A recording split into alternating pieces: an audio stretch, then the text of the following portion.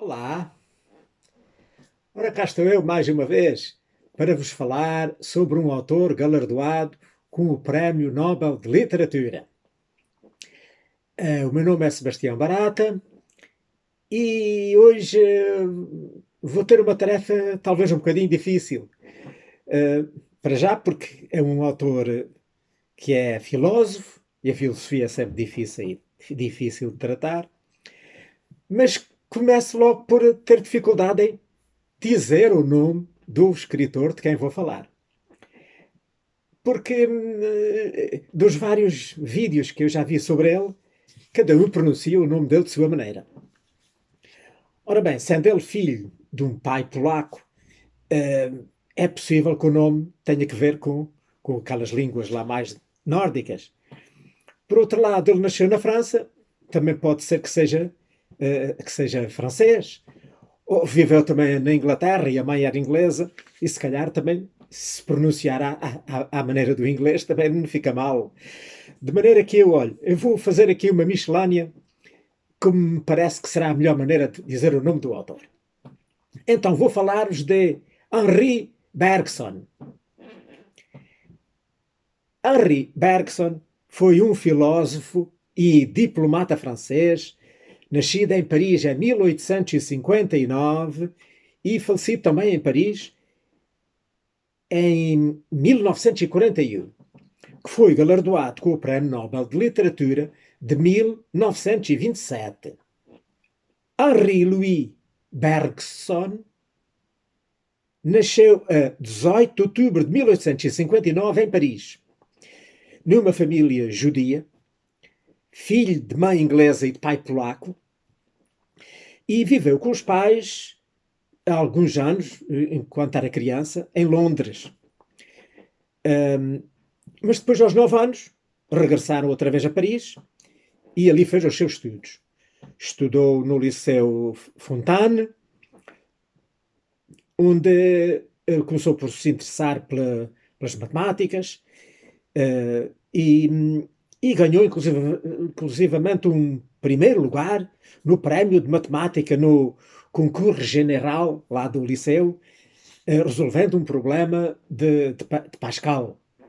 Depois evoluiu mais e começou a interessar-se mais, talvez, pela parte mais de letras.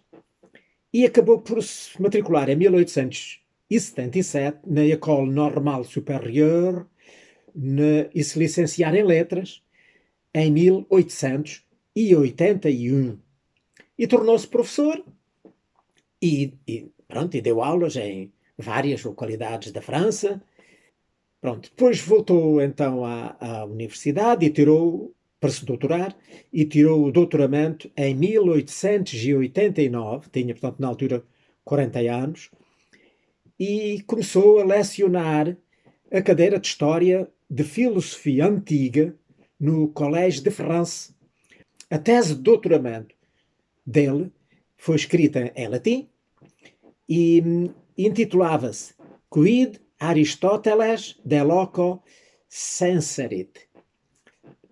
E então, nesse mesmo ano de 1889, quando ele completou o doutoramento, ele publicou a sua primeira obra, o seu primeiro livro, que se chamou Essais sur les données immédiates de conscience, que está traduzido em português, que eu tenho, e que se chama Ensaios sobre os dados imediatos da consciência. Portanto, que foi, como já disse, publicado em 1889. Foi o seu primeiro livro. Entretanto, ele casou-se em 1892, 2 ou 3 anos depois, com uma prima do escritor francês, do Marcel Proust. E até o Marcel Proust foi o padrinho do casamento deles. A mulher chamava-se Louise Neuberger. Pronto, o casal tiveram uma criança, uma menina chamada Jeanne, que nasceu surda e que nasceu em 1896. Pronto, então, nesse mesmo ano, de facto, de 1896, em que nasceu a sua filha, ele publicou o seu segundo livro, Portanto, já estão a ver, 7 anos depois. Aliás, todos os livros dele foram livros muito ponderados, como, aliás, enfim, sendo um assunto, sendo filosofia, ele tinha que realmente ponderar bem, estudar bem, antes de se decidir a publicar. E então tinham todos sempre muito intervalo entre uns e os outros. Porque ele publicou poucos livros na vida dele. Até em 1886 ele publicou então a sua segunda obra, que se chamou Matière et Mémoire, que seria em português Matéria e Memória. E em 1900, portanto, está a ver, mais 14 anos depois, publicou o Les Rires, Essai sur la significance du comique, que está traduzido também em português, e que eu tenho, que é com o título O Riso, Ensaio sobre a Significação do Cómico, que é a tradução literal. Na sequência até da publicação desse livro, ele conseguiu ser professor catedrático lá onde ele lecionava, no Collège de France. Mas 2 anos depois, ele passou a lecionar também a mesma cadeira que ele já ensinava, da filosofia antiga, na École Normale Supérieure de Paris, onde ele tinha tirado o doutoramento. Portanto, então, em 1907, publicou a sua obra principal, que é considerada, de facto, a sua obra-prima, o livro que mais o celebrizou, que se chama L'Évolution Créatrice, que está traduzido em português com o título A Evolução Criadora. Depois, em 1914, ele foi eleito para a Academia Francesa, participou em discussões diversas sobre o tema da guerra, que estava a começar, da Primeira Guerra Mundial, e a sua opinião, a sua influência foi decisiva para que os Estados Unidos se resolvessem a entrar na guerra e vir participar no conflito e ajudar, portanto, os aliados europeus. Em 1925, ele começou a sofrer de reumatismo. E o reumatismo realmente, enfim, teve muita influência depois na vida dele de ir para diante, porque pronto, bloqueou muito a sua atividade, chegou inclusivamente a ficar quase paralisado, de tal maneira que ele não pôde ir a Estocolmo receber o Prémio Nobel de Literatura que lhe foi atribuído em 1927. O motivo pelo qual o Comitê Nobel decidiu atribuir-lhe o prémio foi por ter sido o mestre do estilo literário, pela forma como utilizava a metáfora, a imagem e a analogia nas suas exposições sobre a vida.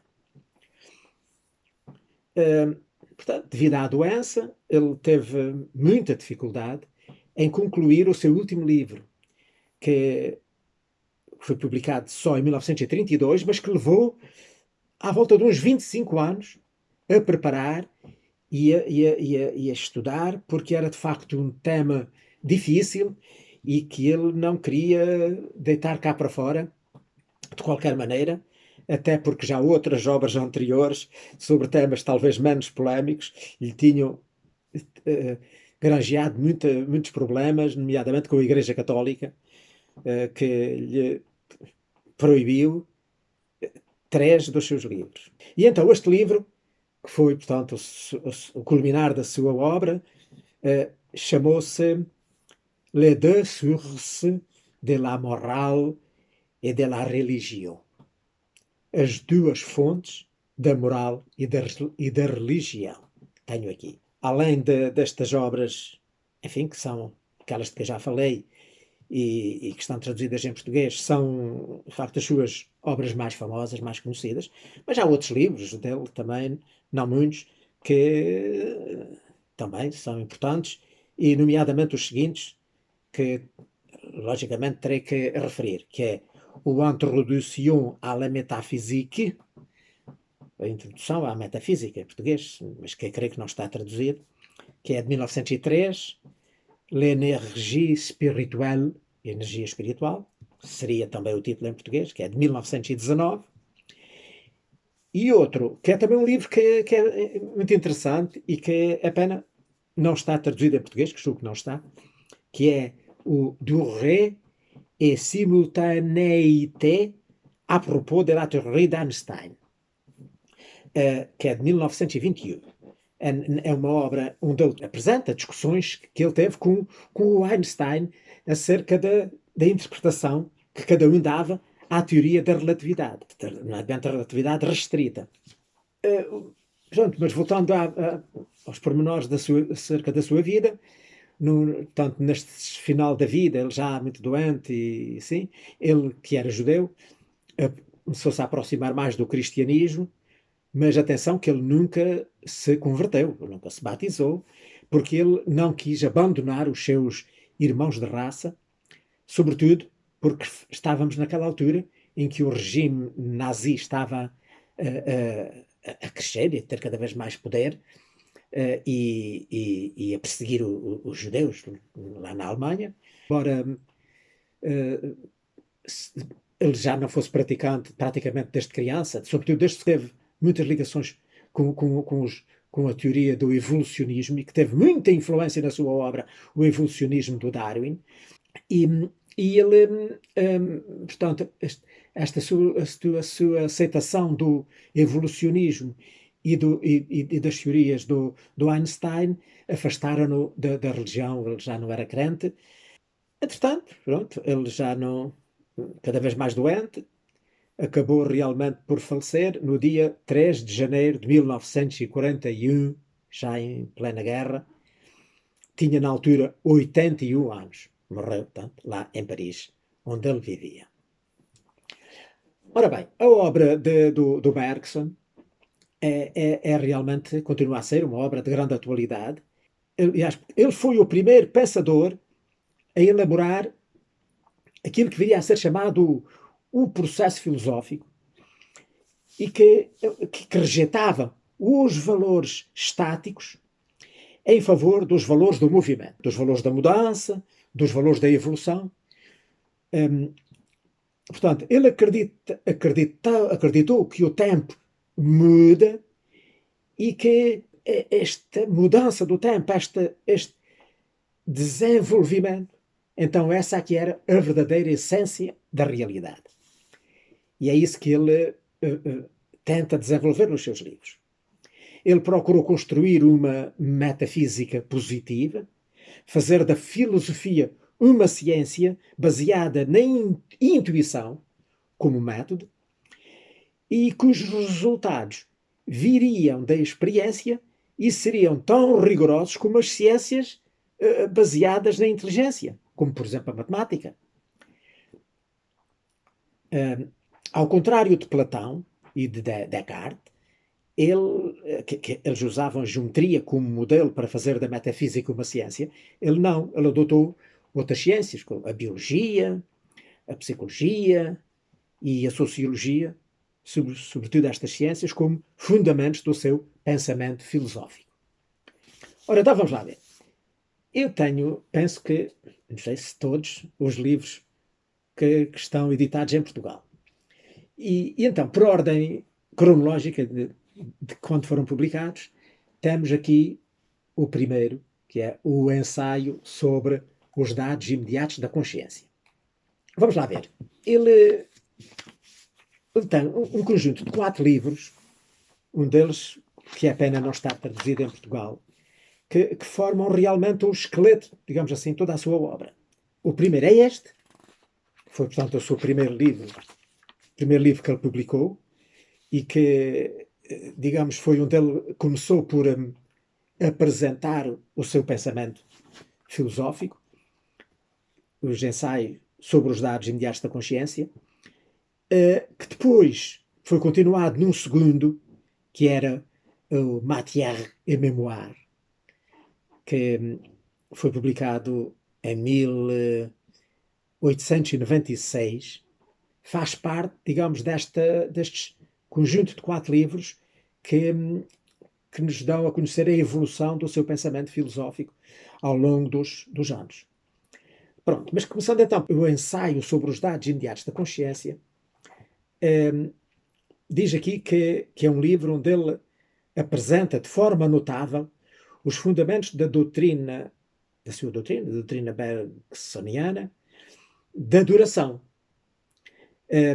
E nos permite compreender a visão que ele tinha do intelecto como força aglutinadora do pensamento. Pronto, mas eu deste livro que não conheço muito, não vou falar muito, vou falar sobretudo desta história da evolução do intelecto, mais a propósito de outros livros.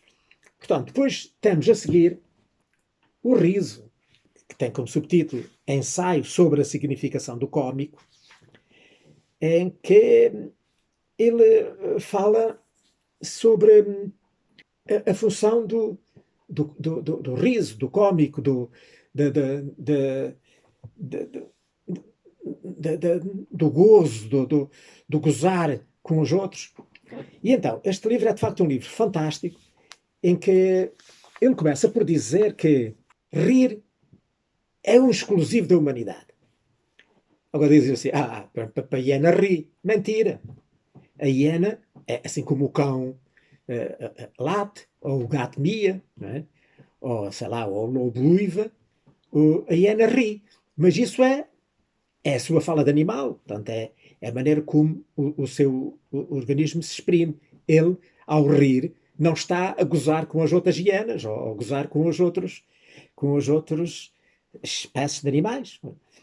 Mas o homem, quando ri, está a criticar, está a ridicularizar o seu semelhante, a ridicularizar aqueles que eventualmente não pensam como ele, ou eventualmente têm qualquer coisa que merece ser criticado ou ser gozado, porque sai fora dos parâmetros sociais. Ele começa por, portanto, definir isto que eu acabei de dizer, e depois começa por dividir isto mais ou menos em três partes. Numa primeira parte, ele fala daquilo que a própria natureza, que chamamos de cómico na natureza. E rimos daquilo que achamos cómico na natureza. Como, por exemplo, sei lá, agora lembro-me que na Serra da Estrela, não é? Há lá uma pedra que vista assim da estrada, parece-nos mesmo a cabeça de uma velha, que até se chamamos a cabeça da velha. E a gente achamos graça àquilo e divertimos-nos, e muitas pessoas vão à Serra da Estrela também para verem a cabeça da velha, porque os diverte, distrai, dá-lhes prazer. Mas se nós depois formos para o outro lado, subirmos lá para cima do monte e andarmos lá no meio das pedras, aquilo visto do outro lado já não parece nada a cabeça da velha, já não tem graça nenhuma. Está a ver?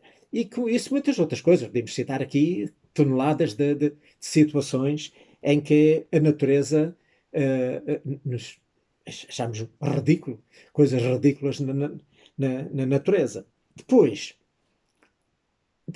desta parte da natureza, ele fala do ridículo dos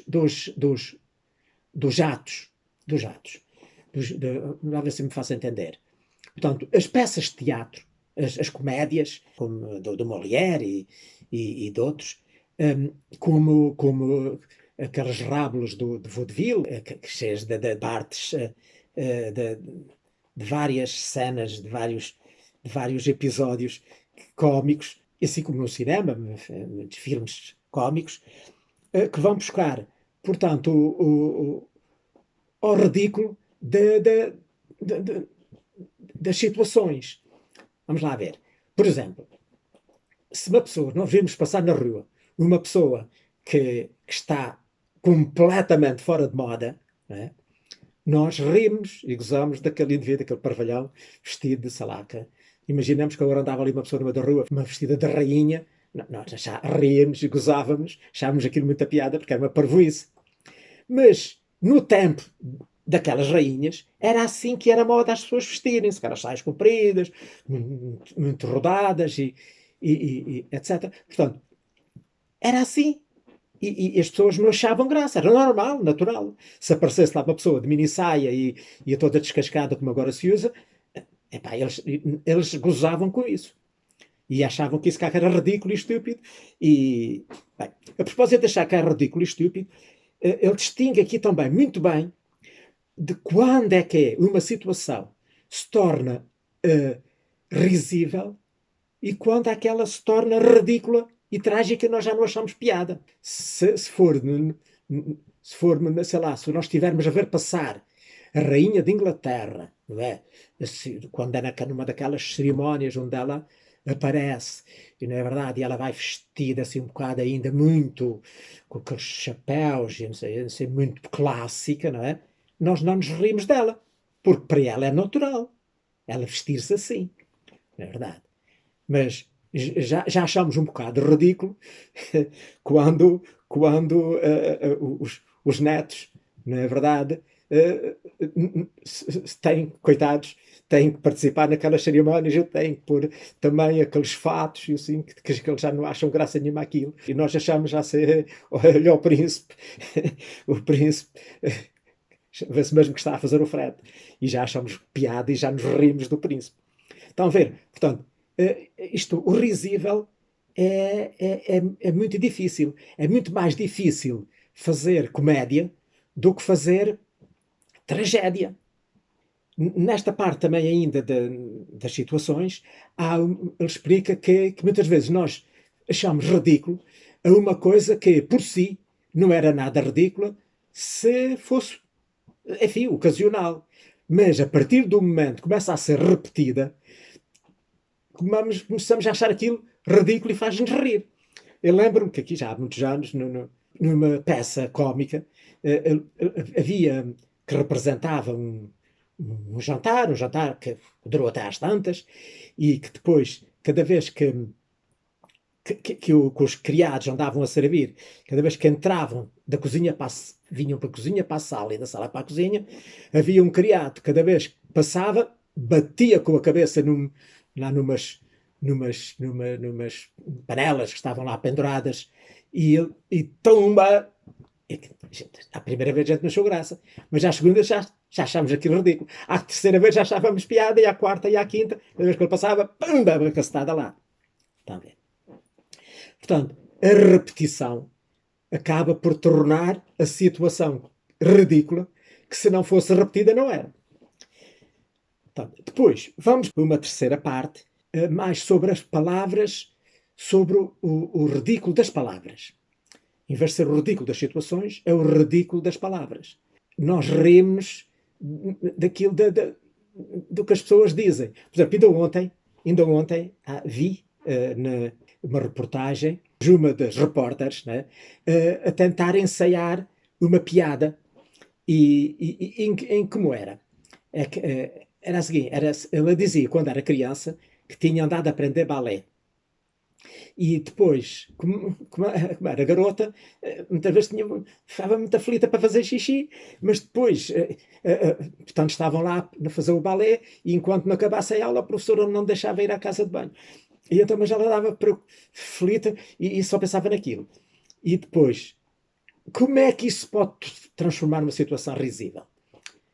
Pronto, inventa-se uma situação em que a professora de balé às tantas pergunta: então, minhas meninas, o que é que nós estamos agora a ensaiar? Era o Lago dos Cisnes. Diga lá à menina, o que é que nós estamos a ensaiar? E ela, que só estava a pensar na sua aflição de ir à casa de banho, dizia assim: é o Lago dos Cisnes. Pronto. E então, se ela estivesse a apresentar isto numa sessão de stand-up comedy, o pessoal desatava tudo a rir por causa dos cisnes. Portanto, estão a ver? O ridículo das palavras. Nós usar determinados termos que se tornam ridículos em função da situação. Portanto, este foi só um exemplo que agora me lembrou e que ele refere aqui vários exemplos tirados de peças de autores célebres como Molière e outros. Depois, a parte final é mais sobre o cómico de caráter, que no geral isto é típico dos loucos, por exemplo. Nós achamos muita piada às anedotas dos malucos, né, dos loucos, porque o que é um louco? Um louco é um indivíduo que é um indivíduo de ideias fixas, não é? E então, tudo o que se diz e tudo o que se faz se atira para a sua ideia fixa, não é? Eu lembro que eu, uma anedota que eu aprendi há muitos anos, em que era um louco que era a loucura dele era só querer ir apanhar pardais. O que ele queria era caçar pardais, queria caçar pardais. E depois, pronto, meteram-no no manicômio. E então, ele, ao longo, não vou contar a anedota toda em pormenor, cada vez que ele já se sentia melhor, ia falar com o diretor, a dizer: "Oh, doutor, já estou bom, eu quero ir embora." E ele punha-lhe numa situação, e ele não tinha nada a ver com andar a caçar pardais, mas ele dava a volta à situação e acabava sempre a dizer que então eu agora saio daqui e vou caçar pardais. Claro, era ridículo, que não tinha nada a ver com caçar pardais.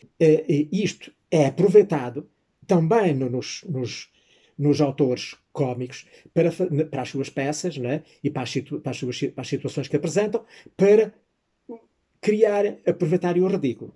Portanto, estão a ver, o riso, que é aquilo que nos distingue dos outros animais, porque mais espécie nenhuma ri, é de facto aquilo que é importantíssimo.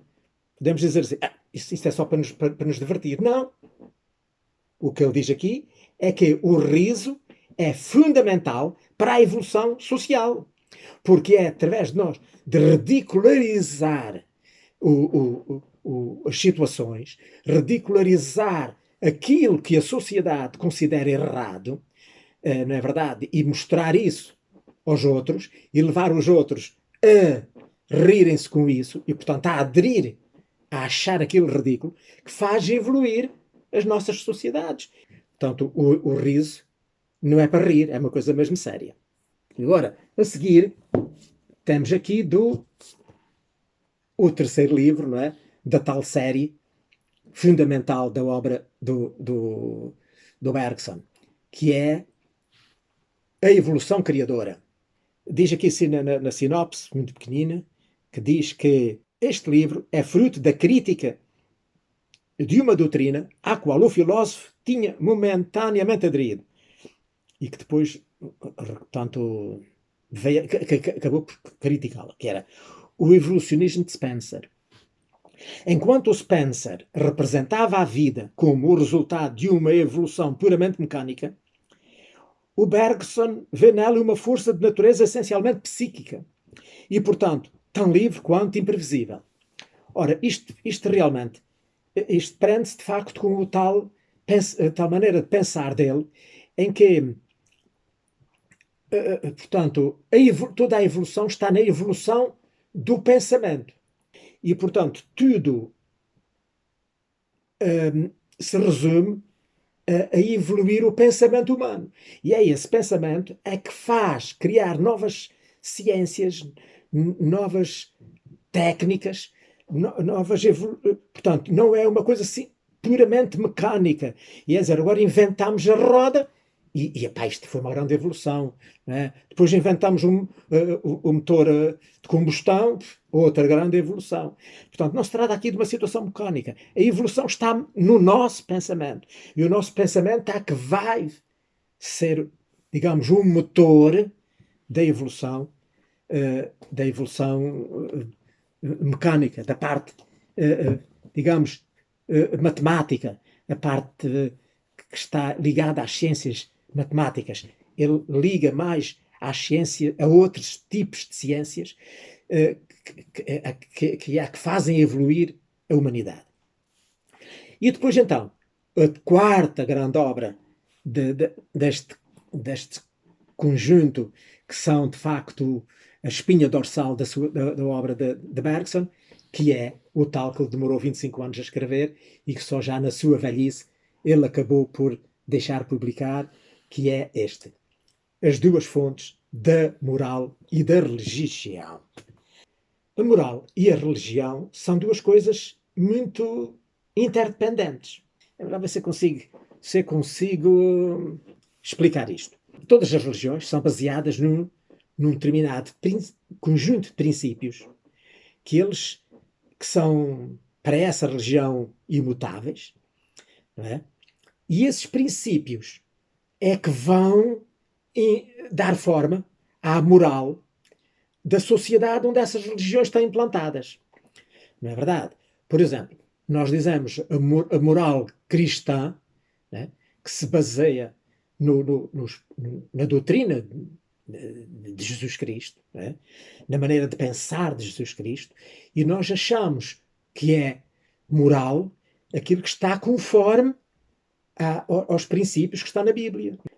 E achamos imoral aquilo que as igrejas acham que é incorreto, que está em desacordo com os ensinamentos de Jesus. Na verdade, o que eles chamam os 7 pecados mortais. Pronto, noutras zonas onde funcionam na sociedade, estão, digamos, criadas, baseadas noutros livros de outras religiões com outros princípios, será a moral é fundada nesses princípios. Portanto, isto digamos que é o que ele considera a moralidade, portanto, a fonte estática da moral e da religião. É aqueles princípios mutáveis. Mas depois há a fonte dinâmica. Portanto, são as tais duas fontes, a estática e a dinâmica. A dinâmica é quem? A dinâmica vem desses que depois, dentro da própria religião, sem afrontar os princípios da moralidade típicas da sua sociedade, são evolucionistas. Por exemplo, temos o caso do São Francisco de Assis. O São Francisco de Assis, não é? Que muitos criticaram e gozaram na época porque, não é? Porque ele dizia que eram o meu irmão pássaro, o meu irmão gato, o meu irmão lobo, o meu irmão cão. Portanto, ele tratava os animais ao mesmo nível de respeito das pessoas. Que na altura isso foi uma grande revolução, porque a Igreja era muito fechada sobre si própria, e ele veio aqui criar uma dinâmica de evolução, uma revolução. Portanto, e tudo isto se poderia dizer de todos os outros místicos, não é? Inclusive místicos da nossa época. Eu estou-me a lembrar, por exemplo, da Madre Teresa de Calcutá, na verdade, que veio criar uma nova dinâmica de auxílio aos pobres, aos miseráveis, aos esfomeados. Portanto, são as tais duas fontes da religião e da moral, que uma estática e outra dinâmica, que é que fazem evoluir os princípios da nossa sociedade, a moralidade, em que dentro desta tal evolução do pensamento vai, portanto, fazendo o homem progredir e evoluir. Muito mais poderia dizer sobre o pensamento do Bergson, mas já vamos muito adiantados e não quero continuar mais a incomodar-os, porque se calhar muitas pessoas nem acham graça nenhuma a estas filosofias, gostam muito mais de outro tipo de literatura, não é? E é normal. E é natural, porque são muito mais agradáveis e muito mais saborosas de se lerem. Por isso, por aqui me fico por hoje e pronto, se Deus quiser, para a semana cá estarei para vos falar de um outro autor, esperemos de um tema mais agradável. Passem muito bem.